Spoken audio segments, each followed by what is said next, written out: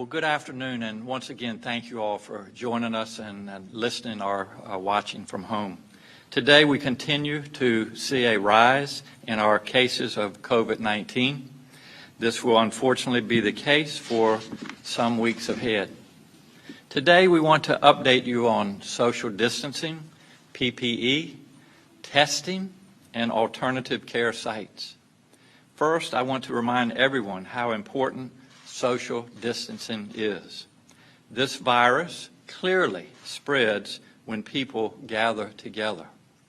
I can't repeat myself enough. Virginians, you need to stay at home.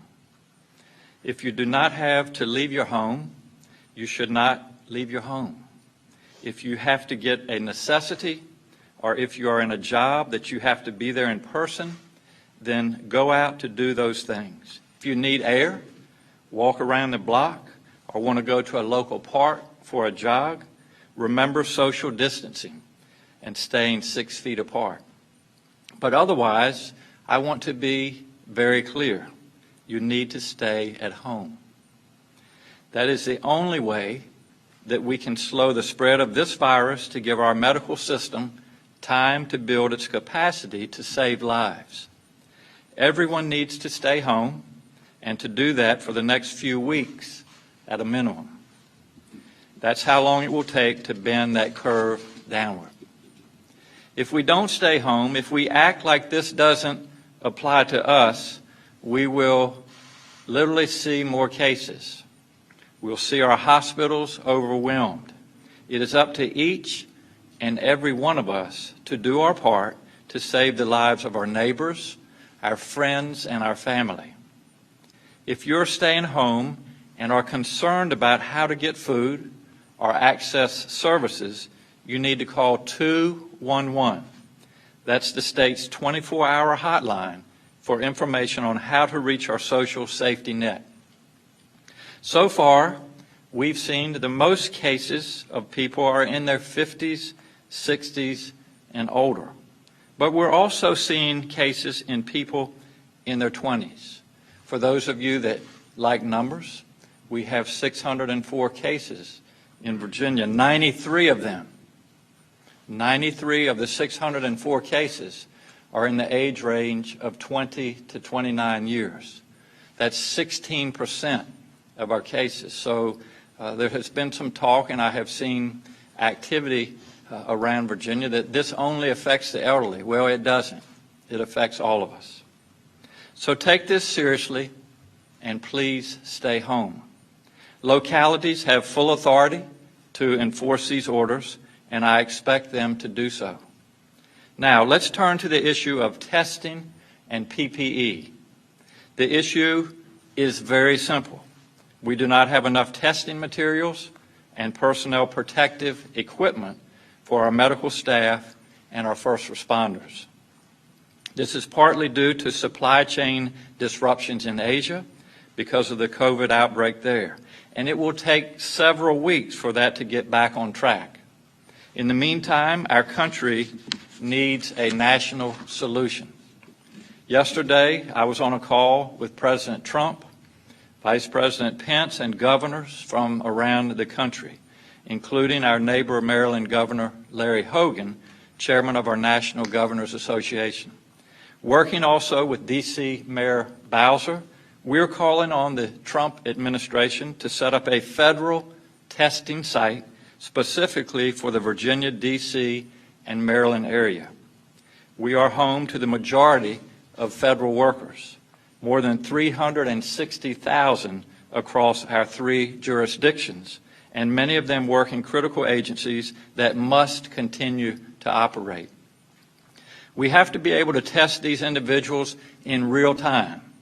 Our specific region needs special accommodation for testing and bed capacity to support this population.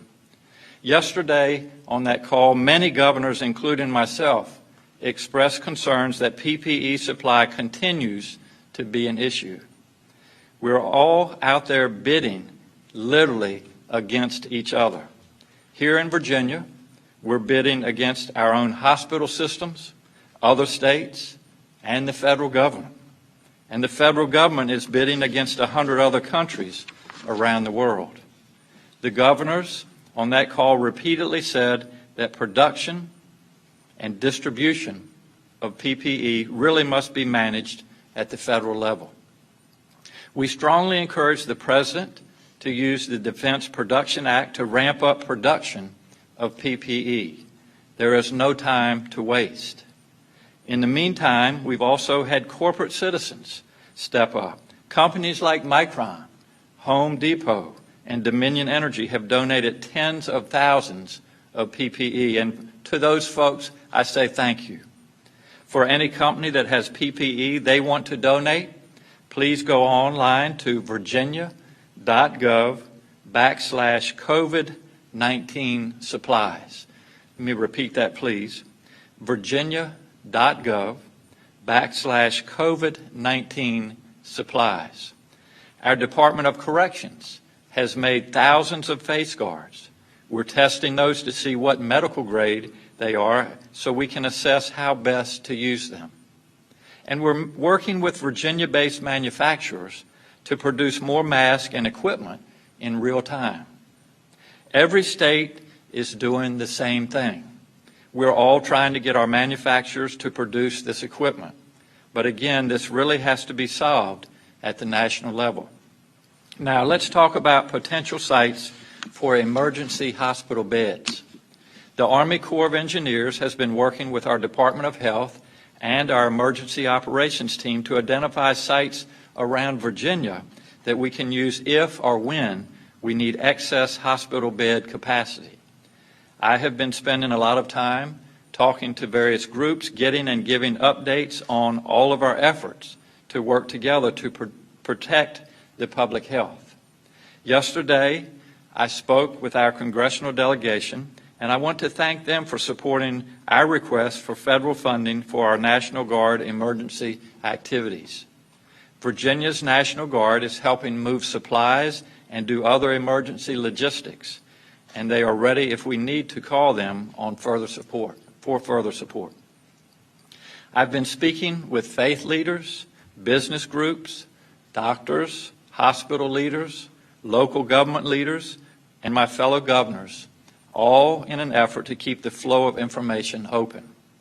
As I've said before, I want to recognize the incredible service of all of our frontline workers.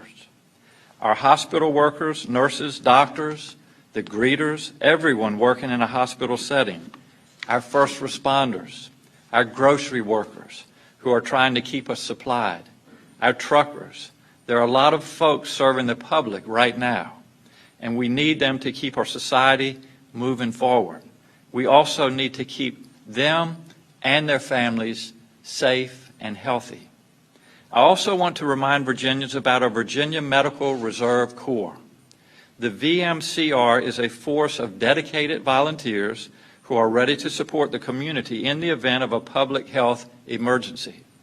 More than 1,500 volunteered just in the past month, and we had 650 volunteers in the past 2 days. I am so proud of Virginians. This kind of spirit is what makes us the best state to live in. The VAMRC is looking for healthcare professionals, 18 or older, both current or previously licensed, as well as students. So I ask you to please visit VAMRC.org if you're able to help. Once again, that is VAMRC.org. This weekend, President Trump is planning to visit Norfolk to see off the USNS Comfort, which will be deployed to New York to help that state with its coronavirus outbreak. As a Virginian and an Army veteran who served overseas treating wounded soldiers during the Gulf War, I know Virginians have always answered the call. We are home to the Pentagon, Quantico, and Naval Station Norfolk, the home port for the U.S. Navy's Atlantic Fleet. The Comfort will care for patients who need emergency surgeries, trauma care, or other medical care, freeing up beds and doctors at the hospitals in New York so that they can fight this virus. The deployment of the Comfort is a sacrifice for our personnel and their families, but I know it is one that they are ready to make. We are proud Virginia can help New York in any way. We're all in this together. That's why we continue to need everyone to stay home, stay away from groups, and do everything that you can to be safe and stop the spread of this virus. Now I'll turn it over to Dr. Laurie Forlano, our Deputy Commissioner for Population Health, to update us on the latest numbers. Dr. Forlano, thank you. Hi, good afternoon. As of today, Friday, March 27th, we have 604 cases of COVID-19 in Virginia. That represents 144 new cases since yesterday. We have a total of 14 deaths as of today as well. I'm happy to report that these numbers will now be updated at 9 a.m. every day. We were previously providing updates at noon every day, and we've refined that process in our data validation, so we'll be able to provide that earlier in the morning. Thanks. Thank you. One last note before we take questions. I want to thank Virginia Public Media for streaming these briefings and helping us reach tens of thousands more Virginians. On Monday alone, we were able to reach 60,000 Virginians who streamed this briefing live thanks to VPM. We have with us several reporters in the Richmond area, and today we'll be taking questions over the phone from reporters around the state, which we've planned with the help of the Virginia Press Association. So I want to thank the media for their work to help keep the public informed during this time. I'll be glad to address your questions. Hey, hi. I know earlier this week you requested federal funding for the Virginia National Guard. What specifically would you be asking Guard troops to do? And could Virginia deploy them even without federal assistance? It's a good question. Actually, Carlos, Secretary Hopkins will address that. Thank you, Carlos. Thank you. And I believe your first question was the request for funding for the Virginia National Guard. And then if I'm correct, your second question was whether or not we'd have the authority in absence of federal funding. Yeah, what specifically they would do and if they could be deployed without federal funding. Sure.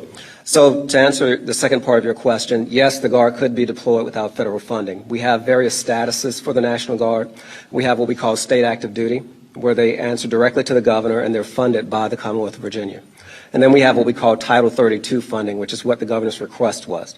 So the governor would still command the National Guard, but the funding would be reimbursed by the federal government. And so those are and then there's a Title 10 status where they would be fully federalized. But the request from the governor this past week was Title 32, so that funding would come from the federal government. As to what the National Guard could be doing when more fully activated, and let me just clarify, the Guard's been engaged year-round. We operate with the Virginia Department of Emergency Management, working in the Fusion Center throughout the year. When the governor activated the Guard on March 12th, that allowed us to bring more personnel onto a state active duty status.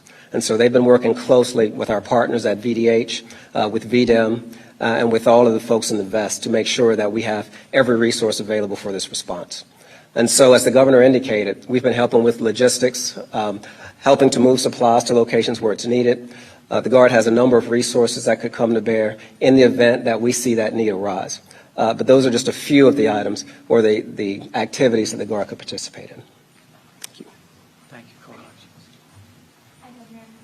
Have you considered creating a statewide rationing criteria in the event that there aren't enough ventilators for all of the people who need them? And if so, what kind of criteria are you considering? Dr. Carey, you want to address that?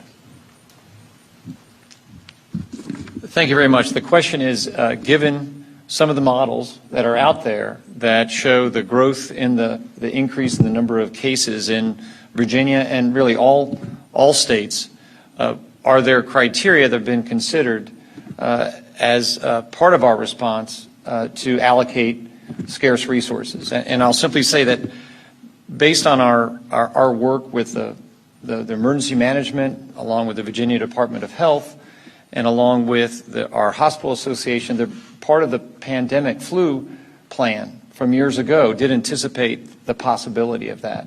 So we have taken that plan, and we're in the midst of evaluating that. But I I would really focus on the most important thing we can do is exactly what the governor has already mentioned. Rather, is to make sure that we're doing everything we can to stop and to, or at least to slow the spread of this disease. That's where our focus needs to be. And at the same time, we are doing our contingency planning, and we're in the midst of that. But in terms of what we need the people of Virginia to do, it's to take the governor's advice around staying home if you don't need to be out. It's also making sure that if you are sick, you particularly stay home and don't go to work. So that's social distancing and making sure that we keep each other safe is really where that focus needs to be. Thank you. Governor, how realistic is federalized testing for the area? But then also, is it frustrating that the Trump administration is saying this is basically a state's problem, and the governors are all saying we need more help and we're losing valuable time now here each day this keeps going?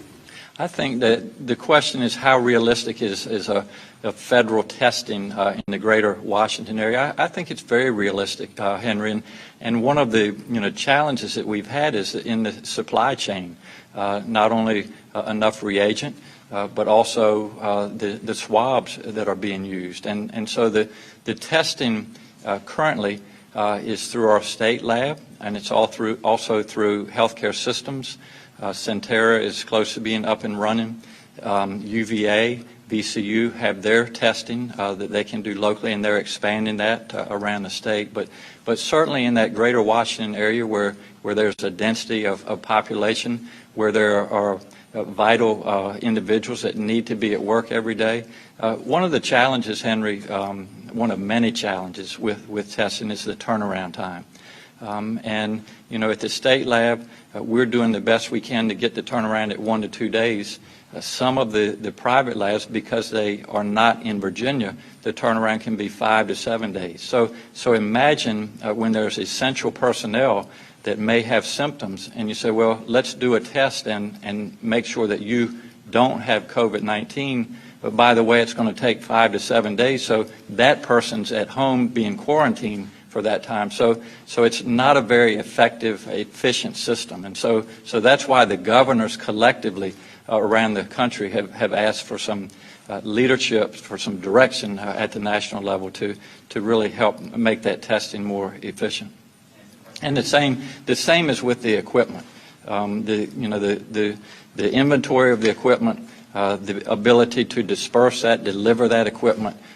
We really need a national system. We need direction from Washington because, as I said in my comments, states, healthcare systems, we here in Richmond, we're all competing for the same equipment, and it's not as efficient and as effective as it should be.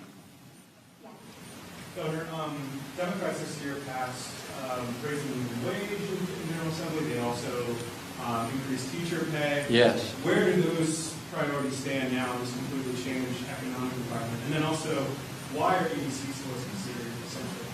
Really unrelated question. Two questions. The first question is, I think, dealing with our budget, pay raises for state employees, for teachers, for the state police, new spending. We're looking at that on a day-to-day basis with Secretary Lane, who is with us today. We're looking at the CARE Act, how much funding, how much resources will come into Virginia. So we're assessing that every day, and we'll make decisions between now and reconvene session, which is April 22nd, as to what we need to do with our budget moving forward. And their second question was why are ABC stores Considered essential. Brian, you want to take that? Well, question being, ABC stores are considered essential. They are essential under the existing emergency operations plan, and really we're able to achieve social distancing in the ABC store environment. No more than 10 customers can be in the store at any one time. And so that social distancing, which is so important and has been the underlying message throughout this, can be achieved with respect to an ABC store purchase.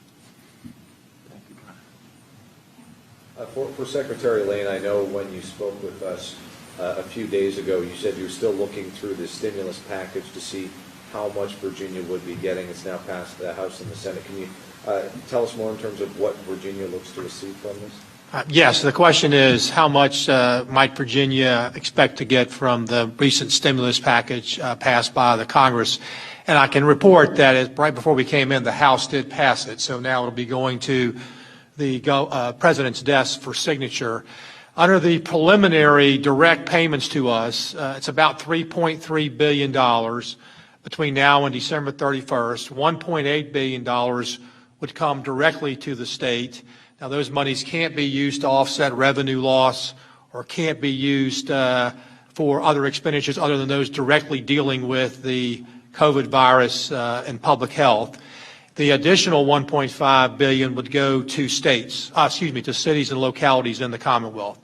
And any locality over 550,000, I think at least Fairfax qualifies for that, they will be able to access additional monies through this act. So about $3.3 billion. And just one thing to add to the previous question regarding about raises, there is a provision in the current budget that they are conditioned on the revenues generated at the state level. So a lot of that will depend on the revenue. And as the governor mentioned, we're looking through those projections and how this is going to impact us going forward. Thank you. We're now going to turn to the phones. The conference is now in talk mode. We're going to take our first question from David McGee with the Bristol Herald-Courier. Yes, thank you. I want to follow up on the testing issue. The number of cases here in far southwest Virginia is very low, and there are concerns here that that's reflective of insufficient testing. And I wonder if Governor, if you could, or someone on your staff could maybe speak to how the testing resources have been deployed statewide and efforts to expand testing in response. Thank you for the question. I'm going to let the Secretary of Health answer that. Thanks, Dan. Thank you. This has to do with testing and far southwest Virginia. So for just the origin of the state lab, we're so fortunate to have the state lab as a resource. They were the originator of the ability of doing in-state testing and using the resources coming from the CDC to get that up and going and available to clinicians to help better serve patients in Virginia. So we're so appreciative of that. The primary mission of the state lab is to support its public health mission and those referred by the health districts for testing, so that all 35 health districts around the state have the same criteria for testing, so that regionally all patients are treated with a similar set of criteria. So that's first and foremost. And second, the question was, again, the shortage of testing capability. With 6 or 7 each day, we get reports to the Virginia Department of Health. Because it's a reportable disease, we get both the positive test numbers and the negative test numbers. But because, as the governor indicated, the testing from the commercial laboratories can be 6 or 7 or 8 or even 9 days, we know that there's thousands of tests out there that have not been resulted. That is, the results have not been reported. So there is a lot of testing. Is it quick enough? No. We definitely need a point-of-care testing in the medium term that can be deployed not in the tens or the hundreds, but in the thousands and the tens of thousands to do the appropriate surveillance that our public health officials would use if it were available. In the meantime, we are getting volume from the commercial labs. We are hopeful that they will be able to improve their turnaround times. At the same time, as the governor mentioned, institutions and health systems like UVA and VCU, Centera, are standing up their own capabilities focused on inpatient testing. There really is a connection between preservation of personal protective equipment, the PPE, and the ability to find out if a patient indeed has that disease. The positive rate, both in the state lab and in the commercial labs, is only about 7 to 8%. So that's good news, but it also means that for every patient that's admitted to the hospital awaiting testing, there are a lot of patients there that we don't know whether they're positive or negative, and therefore they're using the same isolation procedures. So testing availability, testing turnaround time is key, both to understand where the disease is in Virginia and how to prevent it, and secondly, how to make sure we preserve the amount of protective equipment that we have. So again, we need commercial labs to continue to work on their turnaround times, and we definitely appreciate the health systems and our academic centers that are increasing the availability of a rapid test similar to the state lab, and that it's available within 24 to 48 hours. So thank you. Max Thornberry with the Northern Virginia Daily. Hi, thank you for taking our calls remotely. I've got a question about juvenile detention centers. We have one juvenile detention center out here, Bon Air, where families of the children that are in these centers are paying child support to help cover the cost of education. In those centers, education has been cut in order to prevent people coming in and out of the facility, but those child support payments are court ordered. Is the governor going to suspend those payments for those families during this time where education isn't being provided? Do you want to address that, Brian? Question with respect to our juvenile justice facilities and the subset of that with respect to the orders, and that is something we will pursue because since the governor's order to close schools, that did apply to our educational opportunities in our juvenile correctional centers. We have the Yvonne Miller, named after Senator Miller. We have a wonderful education center at Bon Air facility, but that is now closed. So I'll have to address the order with respect to the payments. I will say, paramount with respect to ensuring the safety of those kids at our center, and DJJ has implemented some the most stringent of reviews in assessing every 72 hours. They are screening those kids to make sure that everyone is safe and sound. So some extreme measures are being adopted, appropriate measures, and that will continue throughout this. And of course, we're once again with respect to the governor's recommendation about trying to reduce the capacity in all of our detention centers, jails, prisons, and our juvenile correctional facilities. We are indeed reducing that population. We're not accepting any further unless they're court ordered, and that we cannot do anything about. So, again, the population is being reduced and being screened regularly. Thank you. Thanks, Brian. Roger Watson with the Farmville Herald. Thank you.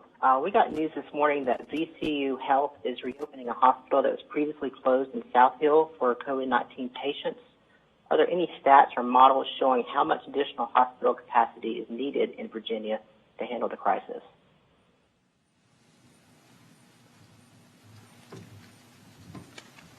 Well, thank you. The question has to do with the fact that been reported that VCU, and we can confirm it with VCU, is reopening a hospital with the intent of specializing either in the care of COVID-19 patients there or as an overflow for other groups of patients that can be taken out of other sites. So, and the question really was, are the model for the hospital beds. Now I'm sure all your viewers have been aware there are curves and projections, and we are certainly aware of those. Our first and foremost goal is to encourage how to bend that curve so that those statistics and those potential realities don't come to pass.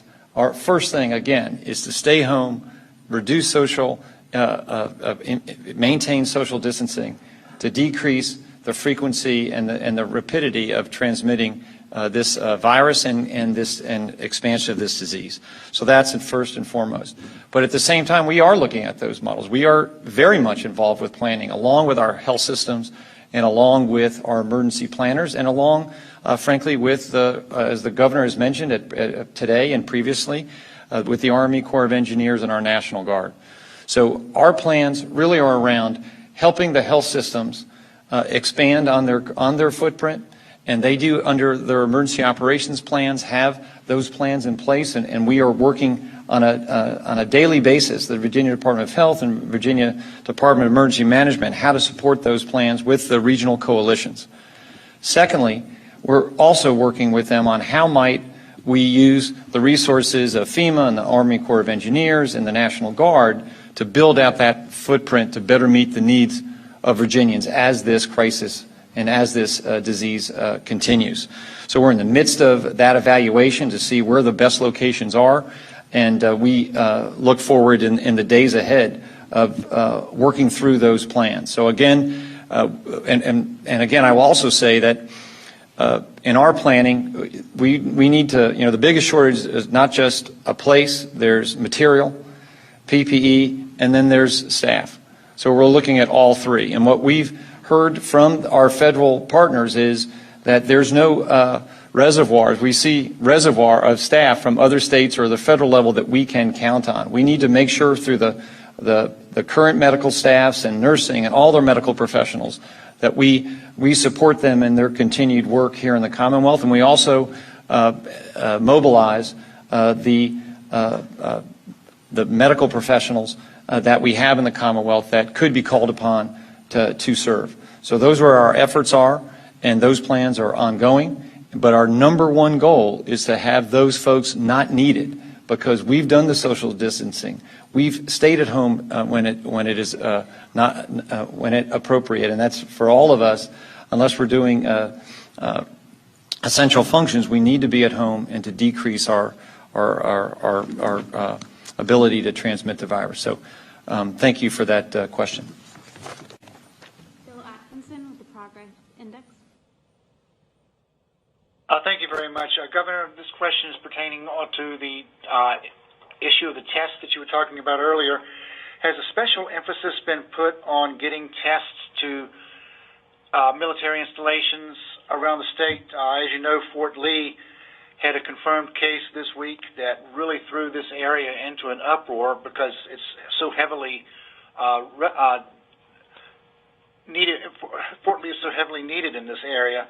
Access has been cut off to all but essential personnel, and it's just really a big business driver in this area. My question is, what, if any, reassurances or so can you give communities that are so heavily reliant on military installations that special emphasis is being put to get tests to these, all the necessary tests that are needed to these military installations? The question is, I appreciate the question, is given priority to certain groups across the Commonwealth of Virginia, and we have in fact done that. I think if you look at the levels of priority, starting with our health care providers, certainly our military personnel would be right there with them. Obviously, they're vitally important for national security. Being able to test individuals who are in our nursing homes where the most vulnerable patients are. So, yes, we have a level of priority throughout the state as to who's being tested, and we'll continue to do that. I would like to get to the point where we can get past the where we are right now, where we need to do the screening, looking at travel, looking at exposures, contacts, looking at symptoms before you get to the actual testing, making sure that individuals meet those criteria. As we have more testing available around the Commonwealth, we'll be able to loosen up some of that, the screening versus the testing ratio. Can we follow up when we think that might be, and what is our capacity at the moment? Dr. Tony, do you want to address the question is when that will be and what our capacity is? Thank you. So I'll make a couple of comments with respect to the military question, too, to follow up on what the governor said, is that we, the state lab, is in active communication with the military establishments within Virginia, and we do offer and partner with them to provide testing in the event that they need testing. The request is that they work through the Virginia Department of Health to meet the criteria that we establish for all citizens of the Commonwealth. But if they need testing at the state level, we will provide them collection kits and access to state resources for testing if they needed it. The second question was, what is our capacity? Currently, the state lab has a capacity to test about 1,800 patients. That testing, it not only supports universities, but it supports anyone within the Commonwealth that works through the health department. So it supports corrections, supports nursing homes, outbreaks that might occur in institutional settings. So we do provide a very broad distribution of testing support where it is critically needed in Virginia.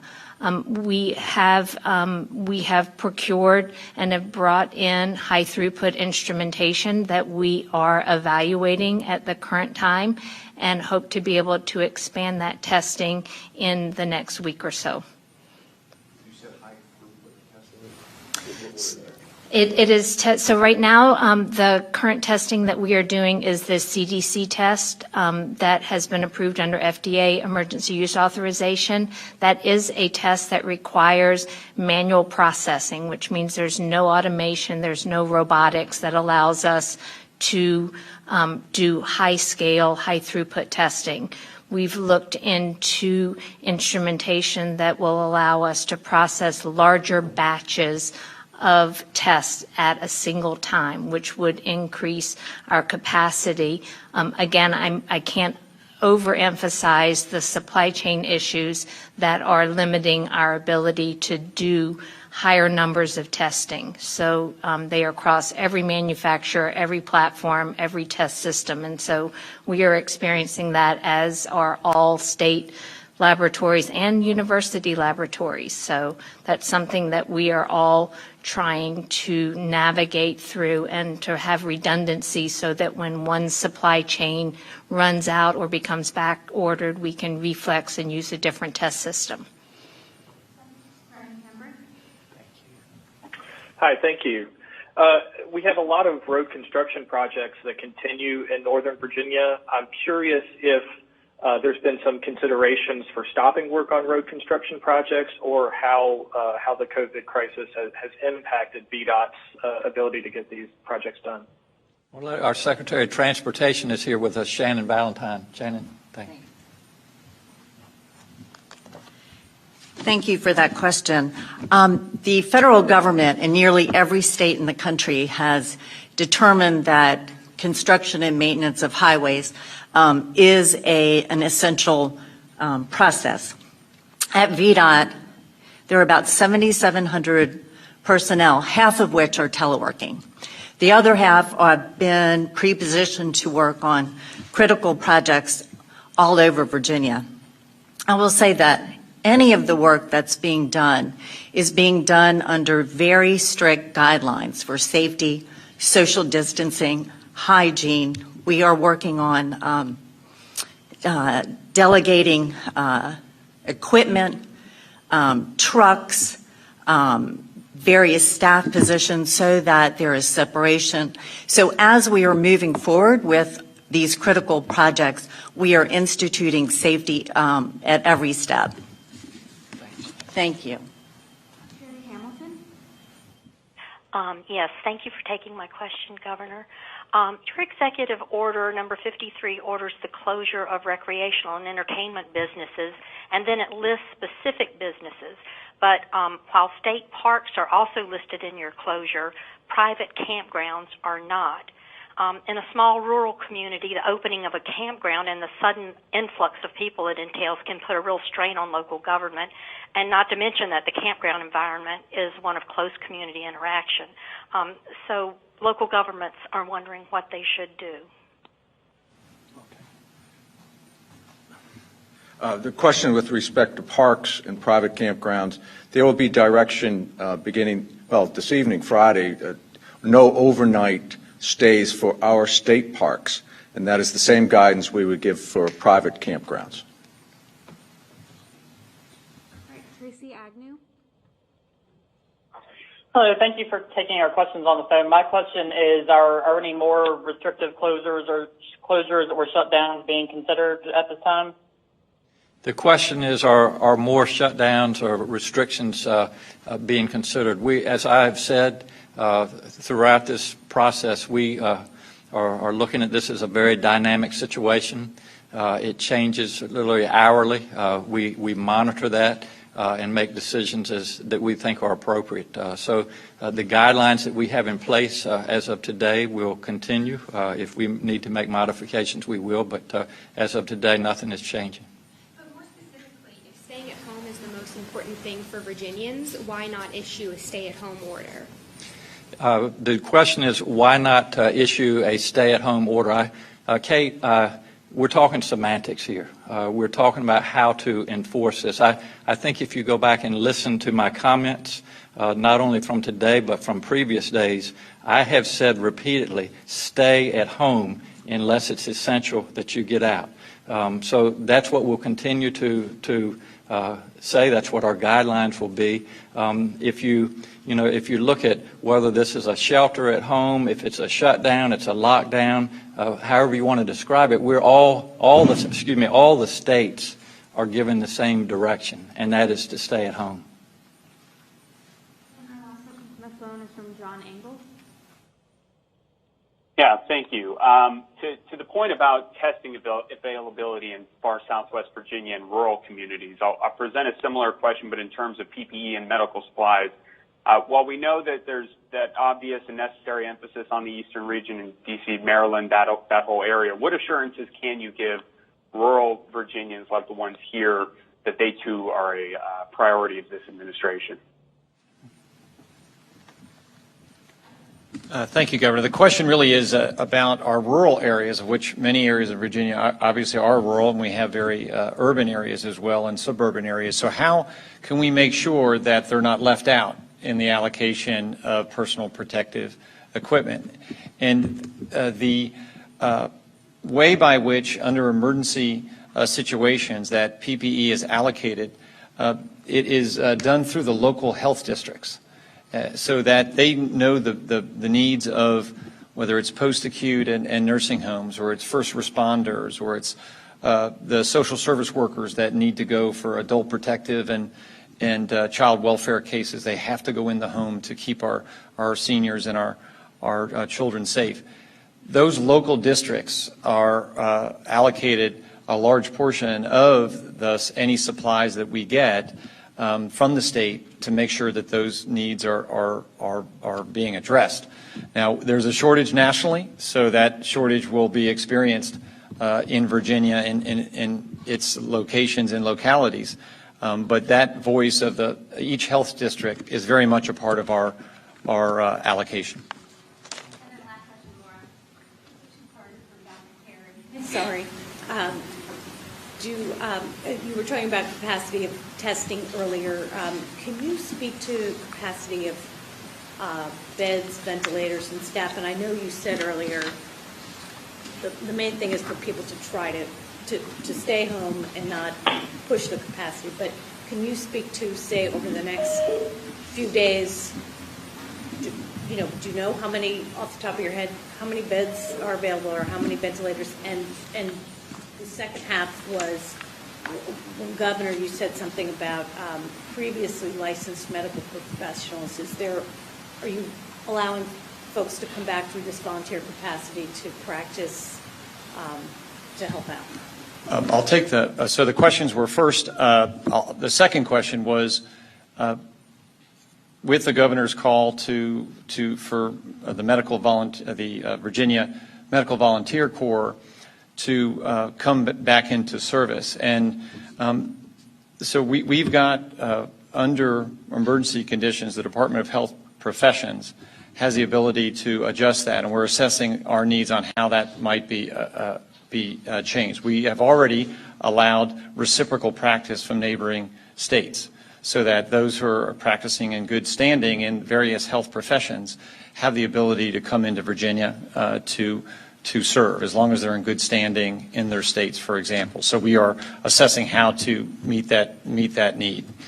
The first question really was, what are the actual number of beds? We do work closely with the Virginia Hospital and Healthcare Association, and we can get you those exact numbers. ICU beds, I think we've mentioned at previous press conferences, is in the 2,000 range. So at any one time, whether it's ventilators or those beds are not fully utilized, especially ventilators are less than half of those are being used at any one time. So we are assessing the total number that we have there. We know what those are, and they're roughly 2,000 ICU beds, and there's about a ventilator in Virginia for every ICU bed. And at the same time, we are also surveying our ambulatory surgery centers and all of the areas that have breathing equipment, anesthesia machines that under certain circumstances could be employed in the Commonwealth for ventilatory and respiratory support. So we are monitoring those, and in terms of the time course that we're looking ahead every day. We're looking at our numbers, and we're really, encouraged by the governor's actions and what we're going to see in 7 and 10 and 12 days around reducing the likely peak and shifting the curve to the right. At the same time, as we mentioned earlier, we are looking at those projections and making sure that we're making the necessary plan. Hence, working with our hospital systems for expansion on-site, near-site, and also working with the Army Corps of Engineers to see how we might increase that supply further. Thank you. Yes, as we approach the weekend, I just wanted to remind Virginians to be vigilant, to follow the guidelines of social distancing, washing your hands, etc. And I appreciate all of us working together. We will get through this. I want to also take this opportunity. You see a lot of individuals standing to my left and my right. They're working very hard every day. They're professionals. They do everything that they can to keep you safe. And so I wanted to take this opportunity to thank all of them. And in light of that, I thought maybe if it's okay, this is a very serious situation, but perhaps going into the weekend we could bring a little bit of levity to the situation. And so I have had some comments. They say, Governor, you and your staff are looking kind of casual. What about the neckties? And just this is a little bit of medical trivia for you, and certainly nothing against our retail stores that sell clothing and especially neckties, but neckties actually harbor contagious pathogens. And a study was done in 2004 at a fairly large hospital in this country, and they collected the neckties and cultured them, and close to 50% of them had infectious pathogens on them. So in light of protecting my staff, keeping them healthy, and also, you may say, being comfortable, I've asked them to keep their neckties in their closets. So I ask you all to stay strong out there. We're going to get through this, and have a great weekend. Thank you so much.